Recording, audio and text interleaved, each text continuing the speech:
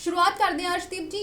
Railway का जिहड़ा सफ़र है सब तो किफ़ायती, सब तो सस्ता, आम लोगों ਲਈ सब तो वधिया जिहड़ा आवाजाही का साधन सी वो रेलवे सी। पर हुण आम लोगों की जेब ते डाका पैण वाला है। केंद्र सरकार वालों फैसला लिया गया है रेलवे दे निजीकरण का। जी भारतीय रेलवे ਜਿਹੜਾ ਹੈਗਾ ਉਹ ਦੁਨੀਆ ਦੇ ਬਿਹਤਰੀਨ ਰੇਲਵੇ ਨੈਟਵਰਕ ਦੇ ਵਿੱਚ ਆਉਂਦਾ ਗਾ। ਅਮਰੀਕਾ ਤੋਂ ਬਾਅਦ ਭਾਰਤ ਦਾ ਹੀ ਨੰਬਰ ਹੈ ਜਿਹਦਾ ਕਿ ਸਭ ਤੋਂ ਜਿਹੜਾ ਲੰਬਾ ਰੇਲਵੇ ਨੈਟਵਰਕ ਹੈ। ਤਾਂ ਰੇਲਵੇ ਜਿਹੜਾ ਹੈ ਉਹ ਆਮ ਲੋਕਾਂ ਦੀ ਸਵਾਰੀ ਰੇਲਵੇ ਨੂੰ ਕਿਹਾ ਜਾਂਦਾ ਹੈ ਕਿ ਜਿਹੜੇ ਗਰੀਬ ਜਨਤਾ ਭਾਰਤ ਦੇ ਵਿੱਚ ਖਾਸ ਕਰਕੇ, ਕਿਉਂਕਿ ਰੇਲਵੇ 'ਚ ਹਰ ਤਰ੍ਹਾਂ ਦੀ ਫੈਸਿਲਿਟੀ ਹੈ, ਹਰ ਤਬਕੇ ਦੇ ਹਿਸਾਬ ਦੇ ਨਾਲ ਫੈਸਿਲਿਟੀ ਆ। ਪਰ ਆਮ ਲੋਕਾਂ ਦੇ ਲਈ ਜਿਨ੍ਹਾਂ ਨੇ ਡੇਲੀ ਸਫ਼ਰ ਕਰਨਾ ਜਾਂ ਜਿਨ੍ਹਾਂ ਨੇ ਦੂਰ ਦਰਾਡੇ ਜਾਣਾਗਾ ਤਾਂ ਉਹਨਾਂ ਦੇ ਲਈ ਭਾਰਤੀ ਰੇਲਵੇ ਜਿਹੜਾ ਹੈਗਾ ਇੱਕ ਸੰਜੀਵਨੀ ਬੂਟੀ ਹੈਗਾ ਜਿਹੜਾ ਕਿ ਸਸਤਾ ਸਫ਼ਰ ਹੈਗਾ। ਪਰ ਹੁਣ ਕੇਂਦਰ ਸਰਕਾਰ ਵੱਲੋਂ 109 ਰੂਟਾਂ ਤੇ 30,000 ਕਰੋੜ ਰੁਪਏ ਦੀ ਇਨਵੈਸਟਮੈਂਟ ਦੇ ਨਾਲ ਪ੍ਰਾਈਵੇਟ ਗੱਡੀਆਂ ਚਲਾਉਣ ਦੀ ਤਿਆਰੀ ਕੀਤੀ ਜਾ ਰਹੀ ਹੈ। ਕਿਉਂਕਿ ਰੇਲਵੇ ਦੇ ਵਿੱਚ 100% ਨਿਵੇਸ਼ ਦਾ ਜਿਹੜਾ ਪਹਿਲੇ ਸਰਕਾਰ ਨੇ ਫੈਸਲਾ ਕਰ ਲਿਆ ਸੀ, ਤਾਂ ਹੁਣ ਪ੍ਰਾਈਵੇਟ ਗੱਡੀਆਂ ਚਲਾਉਣ ਦਾ ਮਤਲਬ ਇਹ ਹੈ ਕਿ ਰੇਲਵੇ ਦਾ ਸਫ਼ਰ ਮਹਿੰਗਾ ਹੋਏਗਾ। ਬੇਸ਼ੱਕ ਭਾਰਤੀ ਸਰਕਾਰ ਵੱਲੋਂ ਕਿਹਾ ਜਾਂਦਾ ਹੈ ਕਿ ਹੁਣ ਰੇਲਵੇ ਦੇ ਨੈਟਵਰਕ ਨੂੰ ਬਿਹਤਰ ਕਰਨ ਦੇ ਲਈ ਸਹੂਲਤਾਂ ਜਿਹੜੀਆਂ ਨੇ ਉਹ ਵਰਲਡ ਲੈਵਲ ਦੀਆਂ ਬਣਾਉਣ ਦੇ ਲਈ ਪ੍ਰਾਈਵੇਟ ਪਲੇਅਰਾਂ ਨੂੰ ਉਤਾਰਿਆ ਜਾ ਰਿਹਾ ਤਾਂ ਕਿ ਸਾਡੇ ਵੀ ਲੋਕਾਂ ਨੂੰ ਕੈਨੇਡਾ, ਅਮਰੀਕਾ, ਜਾਪਾਨ ਦੀ ਰੇਲਵੇ ਵਰਗੀਆਂ ਸਹੂਲਤਾਂ ਮਿਲਣ। ਤੇ ਸਰਕਾਰ ਜਦੋਂ ਵੀ ਕਿਸੇ ਅਦਾਰੇ ਦਾ ਨਿੱਜੀਕਰਨ ਕਰਦੀ ਹੈ, ਜਦੋਂ ਵੀ ਕਿਸੇ ਅਦਾਰੇ ਨੂੰ ਪ੍ਰਾਈਵੇਟ ਹੱਥਾਂ ਦੇ ਵਿੱਚ ਸੌਂਪਦੀ ਹੈ, ਤਾਂ ਸਰਕਾਰ ਦਾ ਪਹਿਲਾ ਤਕੀਆ ਕਲਾਮ ਤੇ ਜਿਹੜਾ ਪਹਿਲਾ ਡਾਇਲੌਗ ਹੁੰਦਾਗਾ ਉਹ ਇਹੀ ਹੁੰਦਾਗਾ ਕਿ ਸਹੂਲਤਾਂ ਬਿਹਤਰ ਕੀਤੀਆਂ ਜਾਣਗੀਆਂ। ਪਰ ਗੱਲ ਇਹ ਹੈ ਕਿ ਸਹੂਲਤਾਂ ਬਿਹਤਰ ਕਰਨ ਦਾ ਮਸਲਾ ਨਹੀਂ ਹੈ। ਜਿੰਨੀਆਂ ਵੀ ਸਹੂਲਤਾਂ ਨੇ, ਬੇਸ਼ੱਕ ਰੇਲਵੇ ਦੇ ਵਿੱਚ ਘੱਟ ਸਹੂਲਤਾਂ ਨੇ, ਪਰ ਰੇਲਵੇ ਦੇ ਵਿੱਚ ਹਰ ਕੋਈ ਸਫ਼ਰ ਕਰਨਾ ਪਸੰਦ ਕਰਦਾ ਕਿਉਂਕਿ ਜੇਬ ਤੇ ਬੋਝ ਘੱਟ ਪੈਂਦਾ। ਮਸਲਾ ਉਹ ਹੈ ਕਿ ਉਹਨਾਂ ਲੋਕਾਂ ਦਾ ਕੀ ਬਣੇਗਾ ਜੇ ਸਰਕਾਰ ਦੀ ਹੁਣ ਸਹੂਲਤਾਂ ਆਪਾਂ ਬਿਹਤਰ ਕਰਨ ਦੀ ਗੱਲ ਕਰੀਏ ਤਾਂ ਕੀ ਹੁਣ ਜਦੋਂ ਕੋਵਿਡ-19 ਦੇ ਦੌਰ ਦੇ ਵਿੱਚ ਮਜ਼ਦੂਰਾਂ ਦੇ ਲਈ ਰੇਲਵੇ ਚਲਾਈ ਗਈ, ਮਜ਼ਦੂਰਾਂ ਦੇ ਲਈ ਸਪੈਸ਼ਲ ਟ੍ਰੇਨਾਂ ਚਲਾਈਆਂ ਗਈਆਂ, ਬੇਸ਼ੱਕ ਲੋੜ ਤੋਂ ਘੱਟ ਚਲਾਈਆਂ ਗਈਆਂ ਤੇ ਬਹੁਤ ਦੇਰੀ ਨਾਲ ਚਲਾਈਆਂ ਗਈਆਂ, ਪਰ ਕੀ ਜਦੋਂ ਪ੍ਰਾਈਵੇਟ ਪਲੇਅਰ ਹੋਣਗੇ ਤਾਂ ਕੀ ਉਹ ਪ੍ਰਾਈਵੇਟ ਪਲੇਅਰ ਮਜ਼ਦੂਰਾਂ ਦਾ ਦਰਦ ਇਸ ਤਰ੍ਹਾਂ ਸਮਝਣਗੇ ਕਿ ਇਸ ਤਰ੍ਹਾਂ ਮਜ਼ਦੂਰਾਂ ਨੂੰ ਜਿਹੜਾ ਹੈਗਾ ਬਿਨਾਂ ਕਿਰਾਏ ਤੋਂ ਜਾਂ ਬਹੁਤ ਘੱਟ ਕਿਰਾਏ ਤੇ ਘਰੋਂ ਘਰ ਹੀ ਪਹੁੰਚਾਇਆ ਜਾਊਗਾ? ਇਹ ਇੱਕ ਵੱਡਾ ਸਵਾਲ ਹੈ। ਜੇ ਸਰਕਾਰ ਕਹੇ ਕਿ ਸਾਡੇ ਅੰਡਰ ਹੀ ਰਹਿਣੀਆਂ, ਸਾਡੇ ਕੰਟਰੋਲ 'ਚ ਹੀ ਰਹਿਣੀਆਂ ਨੇ ਤੇ ਮਜ਼ਦੂਰਾਂ ਨੂੰ ਤਾਂ ਘਰੇ ਉਸ ਸਮੇਂ ਹੀ ਪਹੁੰਚਾ ਸਕਦੇ ਅਸੀਂ ਜੇ ਕੱਲ੍ਹ ਨੂੰ ਕੋਈ ਮਹਾਮਾਰੀ ਆਵੇ, ਤਾਂ ਸਰਕਾਰ ਨੂੰ ਸਵਾਲ ਇਹ ਹੈ ਕਿ ਪ੍ਰਾਈਵੇਟ ਹਸਪੀਟਲ ਜਿਹੜੇ ਨੇ ਉਹਦੇ 'ਚ ਤੁਹਾਡੀਆਂ ਦੋਵੇਂ ਗੱਲਾਂ ਆ ਗਈਆਂ। ਇੱਕ ਤਾਂ ਤੁਸੀਂ ਕਹਿੰਦੇ ਕਿ ਉੱਥੇ ਵਰਲਡ ਲੈਵਲ ਦੀਆਂ ਸਹੂਲਤਾਂ, ਤਾਂ ਵਰਲਡ ਲੈਵਲ ਦੀਆਂ ਸਹੂਲਤਾਂ ਪ੍ਰਾਈਵੇਟ ਹਸਪੀਟਲਾਂ ਦੇ ਵਿੱਚ ਹੈਗੀਆਂ ਨੇ, ਪਰ ਉਹ ਜਿਸ ਤਰ੍ਹਾਂ ਲੋਕਾਂ ਦੀ ਲੁੱਟ ਕਰਦੇ ਨੇ ਉਹ ਸਰਕਾਰ ਨੂੰ ਵੀ ਪਤਾ ਹੈ ਤੇ ਉਹ ਲੋਕਾਂ ਨੂੰ ਵੀ ਪਤਾ ਹੈ। ਤੇ ਇਸ ਤੋਂ ਇਲਾਵਾ ਜਿਸ ਤਰ੍ਹਾਂ ਜੇ ਸਰਕਾਰ ਕਹੇ ਕਿ ਮਹਾਮਾਰੀ ਦੌਰਾਨ ਤਾਂ ਅਸੀਂ ਟ੍ਰੇਨਾਂ ਚਲਾ ਸਕਦੇ ਹਾਂ, ਤਾਂ ਪ੍ਰਾਈਵੇਟ ਹਸਪੀਟਲਾਂ ਨੇ ਕਰੋਨਾ ਮਹਾਮਾਰੀ ਦੌਰਾਨ ਕਿੰਨੀ ਕੁ ਸਰਕਾਰਾਂ ਦੀ ਮਦਦ ਕਰਤੀ? ਅਗਲੇ ਨੇ ਦਰਵਾਜ਼ੇ ਬੰਦ ਕਰ ਲਏ ਤੇ ਨਾਲੋਂ ਨਾਲ ਇਹ ਕਿਹਾ ਕਿ ਅਸੀਂ ਤਾਂ ਮੋਟੇ ਬਿੱਲ ਬਣਾਵਾਂਗੇ ਜੇ ਸਾਥੋਂ ਇਲਾਜ ਕਰਵਾਉਣਾ ਕਿਸੇ ਦਾ।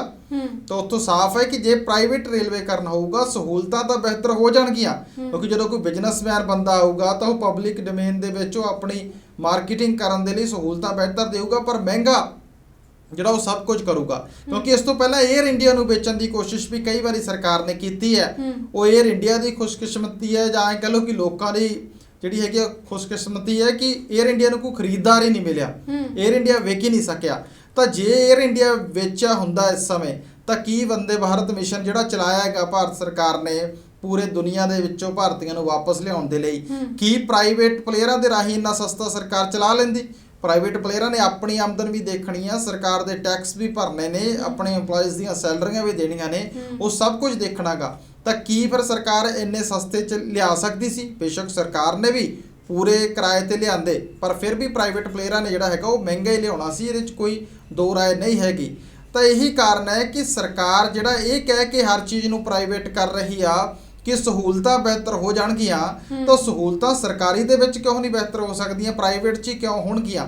ਕਿਉਂਕਿ ਰੇਲਵੇ ਦਾ ਇੱਕ ਬਹੁਤ ਵੱਡਾ ਬਜਟ ਹੈ, ਬਹੁਤ ਵੱਡਾ ਨੈਟਵਰਕ ਹੈ ਤੇ ਬਹੁਤ ਵੱਡੀ ਇੱਕ ਲਾਈਫ ਲਾਈਨ ਹੈਗੀ ਇਹ ਭਾਰਤੀਆਂ ਦੇ ਲਈ ਇੱਕ ਜਗ੍ਹਾ ਤੋਂ ਦੂਜੀ ਜਗ੍ਹਾ ਜਾਣ ਦੇ ਲਈ। ਤਾਂ ਸਰਕਾਰ ਨੇ ਜੇ ਇਹਦੀ ਪ੍ਰਾਈਵੇਟਾਈਜੇਸ਼ਨ ਕਰਨੀ ਹੈ ਤਾਂ ਸਭ ਤੋਂ ਪਹਿਲਾਂ ਰੀਜ਼ਨ ਸਹੀ ਦੇਵੇ ਕਿ ਅਸੀਂ ਪ੍ਰਾਈਵੇਟ ਕਰ ਕਿਉਂ ਰਹੇ ਹਾਂ, ਤਾਂ ਸਿੱਧਾ ਦੱਸੇ ਲੋਕਾਂ ਨੂੰ ਕਿ ਅਸੀਂ ਕੁਝ ਸਰਕਾਰੀ ਰੱਖਣੇ ਨਹੀਂ, ਅਸੀਂ ਇੱਕ ਇੱਕ ਕਰਕੇ ਸਭ ਕੁਝ ਪ੍ਰਾਈਵੇਟ ਕਰ ਦੇਣਾ। ਟੈਲੀਕਾਮ ਕੰਪਨੀਆਂ ਵੀ ਪ੍ਰਾਈਵੇਟ ਹੀ ਨੇ, ਲਗਭਗ ਦਬਦਬਾਗਾ ਜੀਓ ਦਾ ਸਭ ਤੋਂ ਜ਼ਿਆਦਾ ਦਬਦਬਾ ਤੇ BSNL ਜਿਹੜਾ ਹੈਗਾ ਉਹ ਆਖਰੀ ਸਾਹਾਂ ਤੇ, ਉਹਨੂੰ ਕਿਸੇ ਸਮੇਂ ਵੀ ਜਿਹੜਾ ਬੰਦ ਕੀਤਾ ਜਾ ਸਕਦਾ ਕਿਉਂਕਿ ਉਹਦੇ EMPLOYEES ਸਵੈ ਇੱਛਾ ਦੇ ਨਾਲ ਪੈਨਸ਼ਨ ਤੇ ਜਾ ਰਹੇ ਨੇ, ਸਵੈ ਇੱਛਾ ਦੇ ਨਾਲ ਰਿਟਾਇਰ ਹੋ ਰਹੇ ਨੇ ਲਗਾਤਾਰ ਤੇ EMPLOYEES ਘਟਾਏ ਜਾ ਰਹੇ ਨੇ।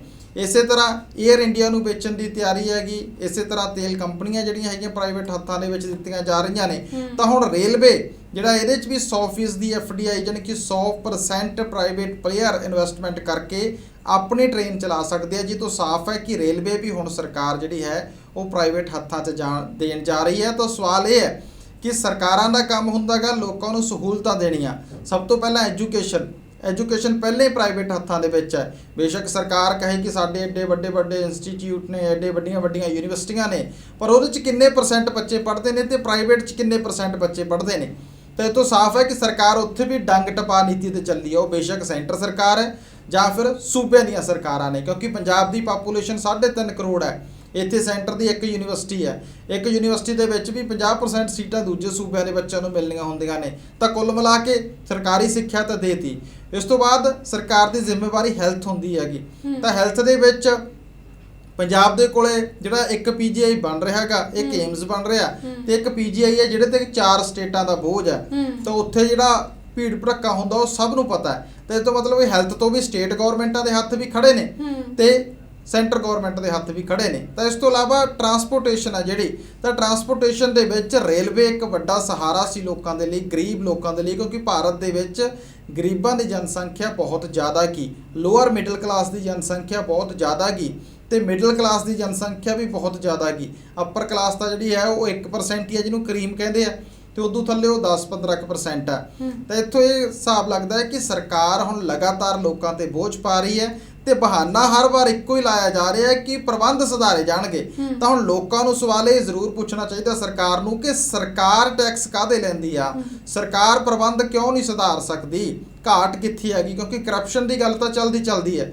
ਤੇ ਇੱਥੋਂ ਸਾਫ਼ ਹੈ ਕਿ ਸਰਕਾਰ ਇੱਕ ਇੱਕ ਕਰਕੇ ਹਰ ਚੀਜ਼ ਤੋਂ ਜਿਹੜਾ ਹੈ ਆਪਣਾ ਹੱਥ ਪਿੱਛੇ ਖਿੱਚੂਗੀ। ਸਾਰਾ ਕੁਝ ਪ੍ਰਾਈਵੇਟ ਪਲੇਅਰਾਂ ਦੇ ਹੱਥਾਂ 'ਚ ਦਿੱਤਾ ਜਾਊਗਾ ਤੇ ਬਹਾਨਾ ਇੱਕੋ ਹੀ ਲਾਇਆ ਜਾਊਗਾ ਕਿ ਉਹ ਪ੍ਰਬੰਧ ਵਧੀਆ ਕਰ ਦਿੰਦੇ ਜੀ, ਉਹਨਾਂ ਨੂੰ ਤਾਂ ਦੇ ਰਹੇ ਆ, ਲੋਕਾਂ ਨੂੰ ਫੈਸਿਲਿਟੀ ਵਧੀਆ ਮਿਲੂਗੀ। ਪਰ ਲੋਕਾਂ ਦੀਆਂ ਜੇਬਾਂ ਦਾ ਖਿਆਲ ਵੀ ਰੱਖਿਆ ਜਾਵੇ। ਲੋਕਾਂ ਦੀਆਂ ਜੇਬਾਂ ਵੀ ਜਿਹੜੀਆਂ ਹੈਗੀਆਂ ਨੇ ਉਹ ਪਹਿਲੇ ਹੀ ਦੱਬੀਆਂ ਹੋਈਆਂ ਨੇ ਕਰਜ਼ੇ ਦੇ ਬੋਝ ਦੇ ਥੱਲੇ। ਉਹਨਾਂ ਦਾ ਦਰਦ ਵੀ ਜਿਹੜਾ ਮਹਿਸੂਸ ਕਰਨਾ ਚਾਹੀਦਾ ਸਰਕਾਰਾਂ ਨੂੰ, ਪਰ ਨਹੀਂ, ਸਰਕਾਰਾਂ ਸਭ ਕੁਝ ਪ੍ਰਾਈਵੇਟ ਕਰਕੇ ਆਪਣੇ ਗਲੋਂ ਗੁਲਾਮਾਂ ਲਾਉਣੀਆਂ ਚਾਹੁੰਦੀਆਂ ਨੇ ਤੇ ਟੈਕਸਾਂ ਦਾ ਬੋਝ ਲੋਕਾਂ ਤੇ ਲਗਾਤਾਰ ਵਧਾਇਆ ਜਾ ਰਿਹਾ। ਪਰ ਪੈਸਾ ਜਾ ਕਿੱਥੇ ਰਿਹਾ, ਇਹ ਸਭ ਤੋਂ ਵੱਡਾ ਸਵਾਲ ਹੈ ਕਿ ਪੈਸਾ ਜਾ ਕਿੱਥੇ ਰਿਹਾ।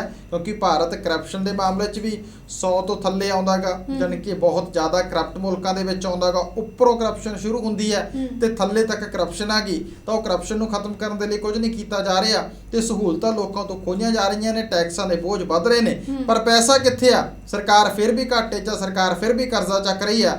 ਤਾਂ ਪੈਸਾ ਜਾ ਕਿੱਥੇ ਰਿਹਾ, ਨਾ ਤਾਂ ਇਹਦਾ ਕੋਈ ਸਵਾਲ ਪੁੱਛਦਾ ਤੇ ਨਾ ਹੀ ਇਹਦਾ ਕੋਈ ਜਵਾਬ ਦੇਣ ਦੀ ਇੱਛਾ ਰੱਖਦਾ।